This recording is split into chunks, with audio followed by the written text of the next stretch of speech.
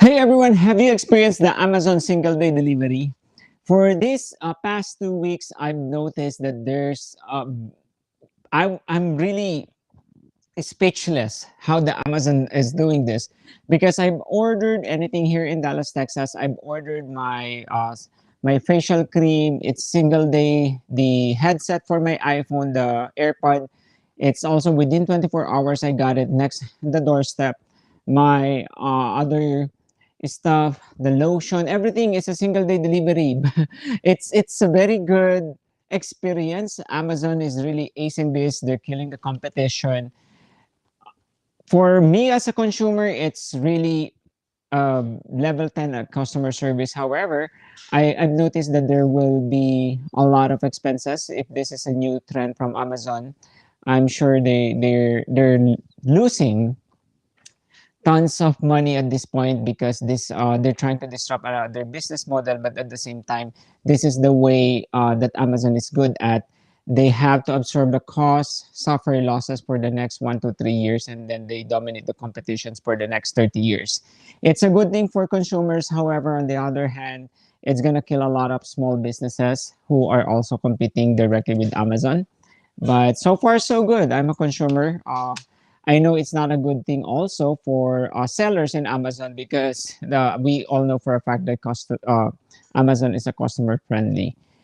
Then I have customers that they are not, they are FBA or Amazon approved by Amazon sellers.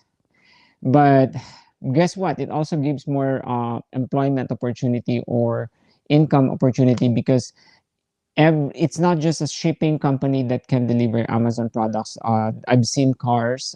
It's like an Uber. Amazon has their own Uber already, where in people that have cars can apply and then get commission whenever they deliver the products from Amazon. It's a single day delivery. I'm happy about it. What are your thoughts with this new Amazon experience? Now, on the other hand, what did we go through the whole day this Tuesday?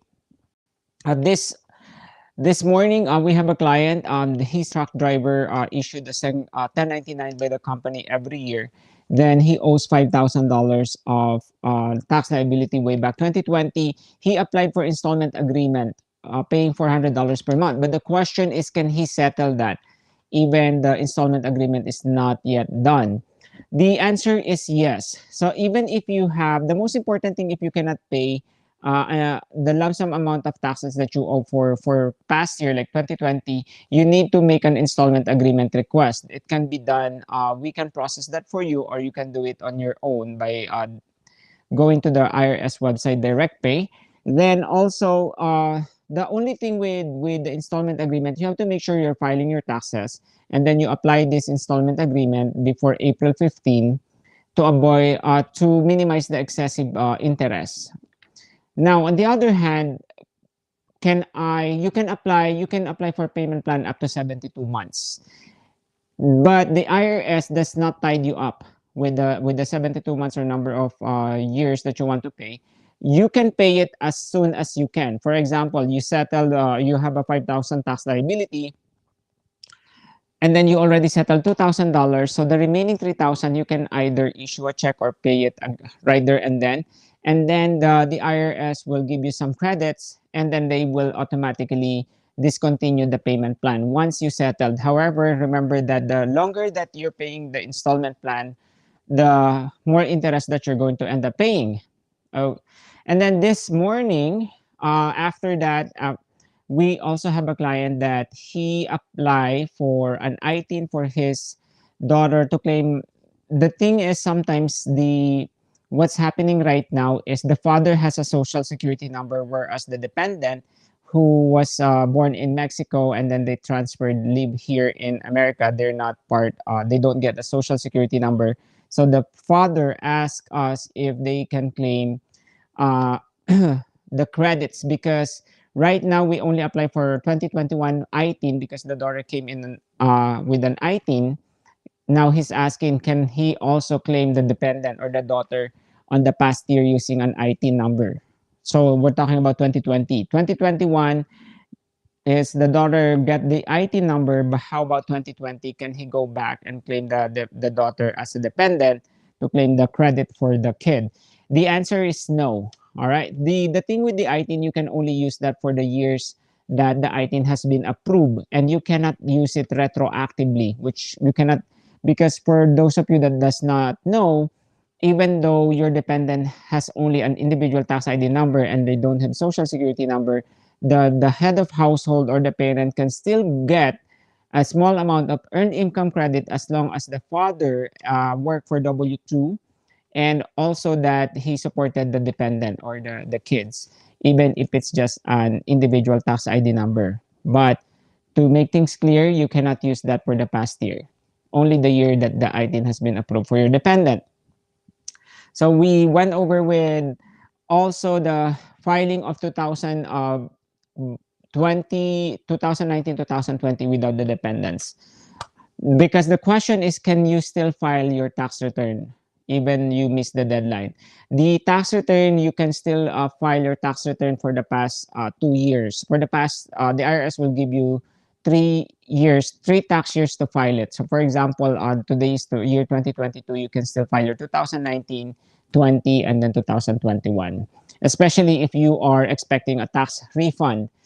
On the other client that we have, the installment agreement, the ITIN 2021, and then not with the client, but we also have the workshop at 3 p.m. today.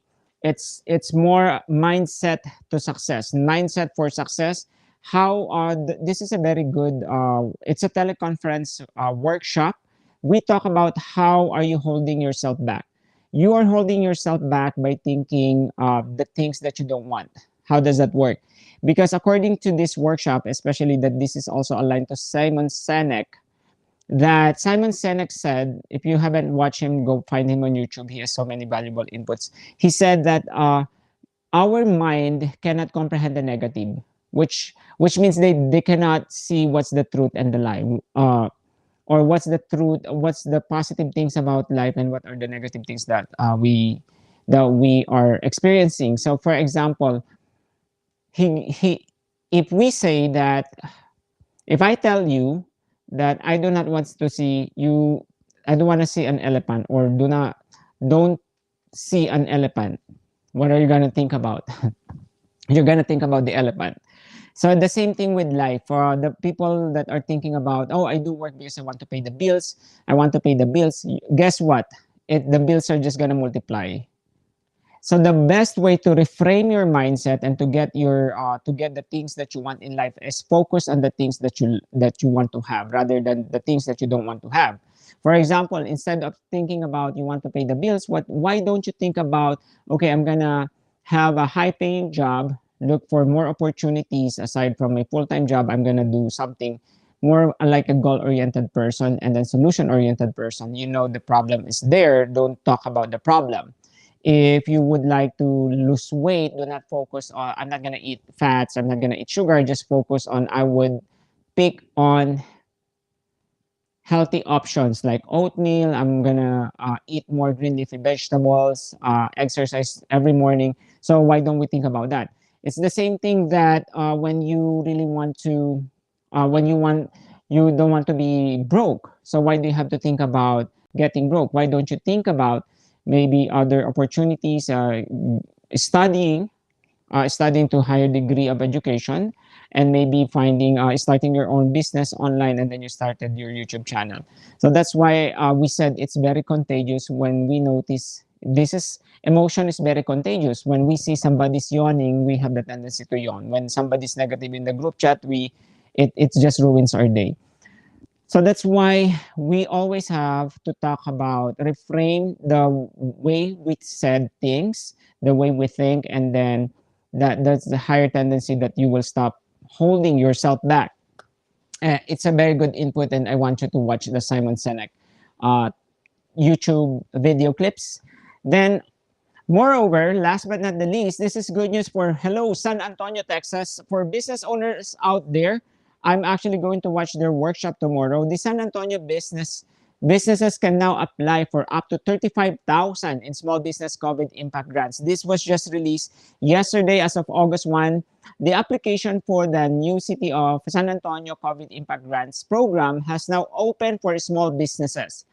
And because they believe that eligible businesses that are still suffering the impact for the COVID situation, even though we're 2 years now, eligible businesses can apply for grants by the ongoing pandemic, and that range from $15,000 to $35,000. Again, it's from $15,000 to $35,000 plus an additional $10,000 construction impact supplement for those who qualify. The deadline to apply for the grant is 5 p.m. on Monday, which is August 22. Interested small businesses, I would put this article on the link so you can pick it up from there.